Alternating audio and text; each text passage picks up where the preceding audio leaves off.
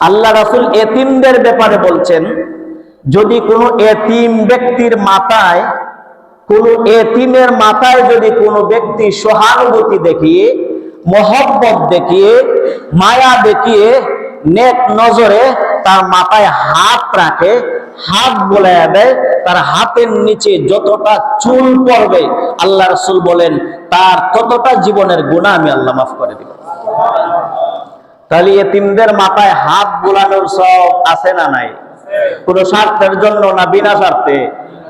এতিমরারে টকায় এনে কোনোভাবে কিছু সম্পদ অর্জন করা যায়, এতিমরারে টকায় এনে কিছু টাকা অর্জন করা যায়, ইনকাম করা যায়, এই স্বার্থে নাকি বিনা স্বার্থে?